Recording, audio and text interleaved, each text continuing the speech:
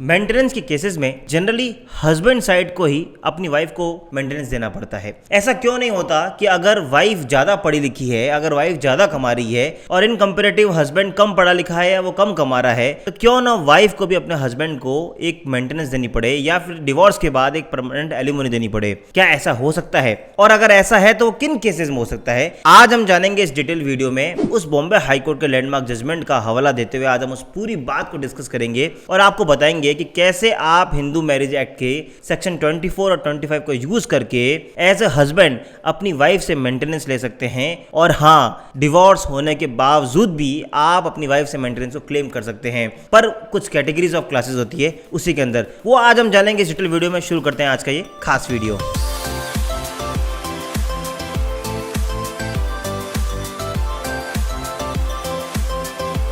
Lawyer हो, business founders हो, entrepreneurs हो, एचआर हो, आप चाहे किसी भी फील्ड में हो, सबसे बड़ी समस्या होती है एग्रीमेंट को ड्राफ्ट करना और उसको एग्जीक्यूट करना। तो दोस्तों, उन सब का एक सॉल्यूशन है लॉयर इन बॉक्स, एक ऐसा टूल, एक ऐसा कोर्स जिसमें आपको मिलते हैं 6000 से ज्यादा वर्ड और पीडीएफ फॉर्मेट में डॉक्यूमेंट्स, जिनको आप डाउनलोड कर सकते हैं और अपनी नीड के अकॉर्डिंग उसको फिल करके अपने काम को एग्जीक्यूट कर सकते हैं। तो नीचे दी गई लिंक पे क्लिक करें और इस कोर्स को आज की आज सब्सक्राइब करें। नमस्कार दोस्तों, मैं हूं आपका अपना वकील दोस्त एडवोकेट नमन मनोहत और आप मेरे साथ देख रहे हैं लीगल शॉर्ट्स। इस चैनल पे हम डोमेस्टिक वायलेंस, डिवोर्स और इससे जुड़ी हुई समस्त कानून पे बहुत सारे वीडियोस बनाते हैं और आपको अवगत कराते हैं नए नए जजमेंट से और कानून से, ताकि आप अपने हक की लड़ाई लड़ सकें और आप अपने घर बैठे अपने आप को जागरूक कर सकें। आज हम बात कर रहे हैं बॉम्बे हाईकोर्ट के उस लैंडमार्क जजमेंट की, जहां पर बॉम्बे हाईकोर्ट ने साफ कर दिया है कि ऐसा कतई नहीं है कि सिर्फ पति साइड से ही आपको मेंटेनेंस देनी पड़ेगी। अगर आप पति हैं, एज अ हस्बैंड है, तो भी आप मेंटेनेंस मांग सकते हैं। सबसे पहले उस केस के बारे में जान लेते हैं जिसमें बॉम्बे हाईकोर्ट ने ये डिसीजन दिया है। भाग्यश्री जायसवाल वर्सेस जगदीश, फरवरी 2022 में मुंबई हाईकोर्ट में ये केस आया। इस केस में आने से पहले अगर हम इस फैक्ट्स के बारे में जान लें तो 1992 में इन कपल की शादी हुई। जैसे ही शादी हुई, इनकी आपस में नहीं बनी, मैट्रिमोनियल डिस्कॉर्ड पैदा हो गया। अल्टीमेटली 2015 में वाइफ ने डिवोर्स पिटीशन डाली section 13 of Hindu marriage act में। जब कोर्ट ने सारे एविडेंसेस को देखा और सारी बातों को सुना तो कोर्ट को लगा कि यस, इनके बीच में आपस में नहीं बन रही, तो अल्टीमेटली लर्नेड फैमिली कोर्ट ने इनको डिवोर्स ग्रांट कर दिया। यानी 1992 में जो शादी हुई वो 2015 में उनको डिवोर्स ग्रांट हो गया। अब 2015 में जब डिवोर्स ग्रांट हो गया, उसके बाद एक नया डेवलपमेंट आया और हस्बैंड ने एक section 25 of Hindu marriage act में लर्नेड फैमिली कोर्ट नांदेड़ में एक अपनी एप्लीकेशन मूव करी। अब सेक्शन 25 क्या है वो अभी हम वीडियो के आगे पार्ट में जानेंगे, क्योंकि उससे हम आपको एक्सप्लेन करेंगे कि कैसे आप भी अपनी मेंटेनेंस को क्लेम कर सकते हैं। खैर, इस केस की बात करें तो सेक्शन 25 की जब उन्होंने एप्लीकेशन मूव करी, साथ साथ सेक्शन 24 की भी उन्होंने एप्लीकेशन मूव करी कि जब तक मेरी 25 की एप्लीकेशन पेंडिंग है तब तक मुझे सेक्शन 24 के अंतर्गत मुझे इंटरिम मेंटेनेंस दी जाए। कोर्ट ने सारी बातों को सुना। कोर्ट ने हस्बैंड साइड के आर्गुमेंट को कंसीडर किया, क्योंकि हस्बैंड ने यह आर्ग्यू किया था कि जो मेरी वाइफ है वो एमए बीएड है, वो मेरे से ज्यादा कमा रही है, वो 30,000 पर मंथ कमा रही है, जबकि मैं एज अ हस्बैंड इतना नहीं कमा रहा हूं, मेरे पास कोई सोर्स ऑफ इनकम नहीं है, इंडिपेंडेंट सोर्स ऑफ इनकम नहीं है। इसके साथ साथ हस्बैंड ने एक और बात का स्टेटमेंट दिया और कहा कि मैंने अपनी वाइफ को एमए बीएड कराने के लिए अपने एम्बिशंस को दरकिनार कर दिया। मैंने उसको आगे बढ़ाने के लिए अपनी इच्छाओं को खत्म किया ताकि मेरी वाइफ आगे बढ़ सके, और इस कारण से मुझे अपॉर्चुनिटी का लॉस हुआ, मुझे कैरियर में वो ग्रोथ नहीं मिली। कोर्ट ने इन सारी बातों को सुना और सारे एविडेंसेस पे गौर फरमाते हुए फाइनली कोर्ट ने बोला कि अब आपको, यानी जो वाइफ है, उसको अपने हस्बैंड को 3000 पर मंथ की मेंटेनेंस देनी होगी। जैसे ही ये ऑर्डर आया, उस वाइफ ने, जो हालांकि अब हस्बैंड वाइफ तो नहीं बोल सकते बिकॉज उनका डिवोर्स हो गया था, लेकिन हम इजी कन्वीनियंस के लिए उनको हस्बैंड वाइफ से संबोधित कर रहे हैं, तब फाइनली उस वाइफ ने मुंबई हाईकोर्ट का दरवाजा खटखटाया। मुंबई हाईकोर्ट के पास में दो इश्यूज थे और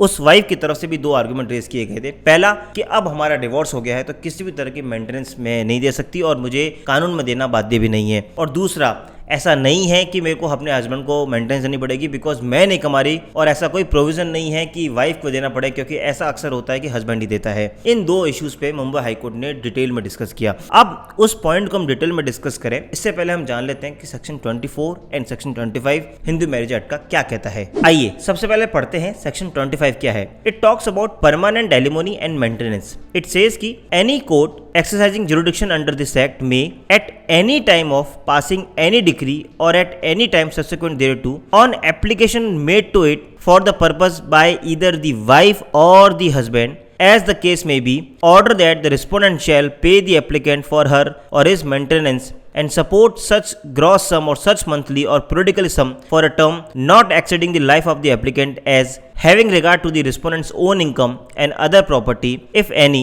the income and other property of the applicant। यानी सेक्शन 25 से एक बात क्लियर होती है कि ये जो सेक्शन है वो जेंडर न्यूट्रल है, क्योंकि अगर आप बाकी के सेक्शन देखेंगे मेंटेनेंस के, जैसे 125 सीआरपीसी या और भी मेंटेनेंस के, वहां आपको पता लगेगा कि सिर्फ और सिर्फ वाइफ क्लेम कर सकती है। लेकिन अगर आप हिंदू हैं, Hindu in the sense Hindu marriage act के हिसाब से बौद्ध, जैन, सिख, ये सब भी हिंदू के डेफिनेशन में आते हैं। तो यानी अगर आप हिंदू, बौद्ध, जैन, सिख हैं और आप हिंदू मैरिज एक्ट के दायरे में आ रहे हैं तो आप सेक्शन 25 की एप्लीकेशन लगा सकते हैं एज अ हस्बैंड, और आपको पर ये प्रूव करना पड़ेगा कि मेरी कोई इंडिपेंडेंट सोर्स ऑफ इनकम नहीं है और जो मेरी वाइफ है वो मुझसे ज्यादा कमा रही है या वो उसके पास एक अच्छी इनकम है, इसलिए आप मेंटेनेंस की एप्लीकेशन डाल सकते हो और कोर्ट आपको वो पैसा दिला सकता है। तो सेक्शन 25 बात ये करता है कि अगर आपके पास कोई सोर्स ऑफ इनकम नहीं है तो आप अपने पार्टनर से कोर्ट के जरिए मेंटेनेंस ले सकते हैं। तो एक बात तो क्लियर हो गई कि ये सिर्फ और सिर्फ वाइफ के फेवर में नहीं है बल्कि हस्बैंड वाइफ दोनों के लिए है। जिसके पास भी इनकम नहीं है वो एप्लीकेशन डाल सकता है।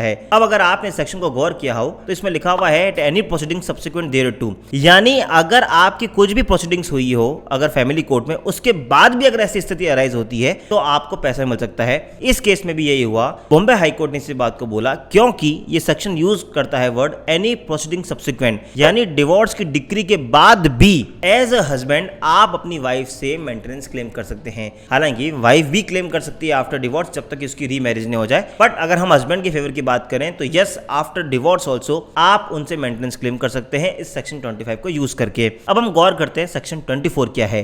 Section 24 talks about maintenance pendente lite and expenses of proceedings wherein any proceedings under this act it appears to the court that either the wife or the husband as the case may be has no independent income sufficient for her or his support and the necessary expenses of the proceeding, it may on the application of the wife or the husband order the respondent to pay the petitioner the expenses of the proceedings and monthly during the proceedings such sum as having regard to the petitioner's own income and the income of the respondent it may seem to the court to be reasonable।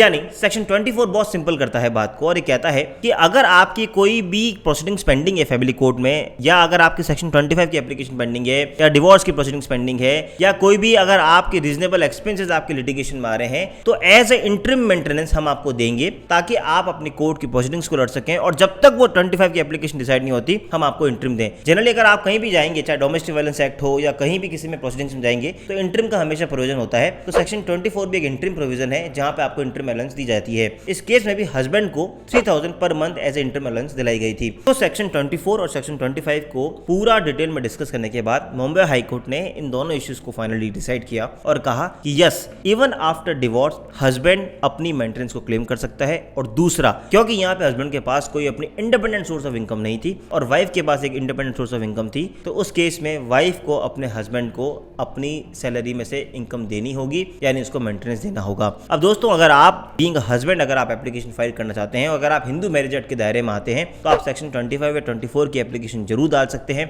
आपको ये दिखाना पड़ेगा कि मेरे पास कोई भी independent source of income नहीं है, और अगर आपको लगता है कि आपके पास सोर्स ऑफ इनकम नहीं है और अगर वाइफ आपकी ज्यादा कमा रही है तो आप उनसे डेफिनेटली अपनी मेंटेनेंस को क्लेम कर सकते हैं। इसको जानने के बाद भी अगर आपको लगता है कि कोई डाउट आ रहा है या आपको एप्लीकेशन ड्राफ्ट करने में दिक्कत आ रही है या किसी भी इश्यू पे आपको डिस्कस करना है, तो मैं नीचे एक लिंक दे रहा हूं, आप वहां पर जाकर हमारे एक्सपर्ट से बात कर सकते हैं। हम आपके लिए कॉल शेड्यूल कराएंगे ताकि वो आपकी हर समस्या का समाधान कर सकें। इस तरह के वीडियोस अगर आपको पसंद आते हैं तो चैनल को सब्सक्राइब कर लीजिए, बेल आइकन दबा दीजिए ताकि हम आप तक इस तरह के इन्फॉर्मेटिव वीडियोस लाते रहें। मिलेंगे अगली बार फिर किसी वीडियो के साथ, तब तक के लिए जय हिंद, जय भारत।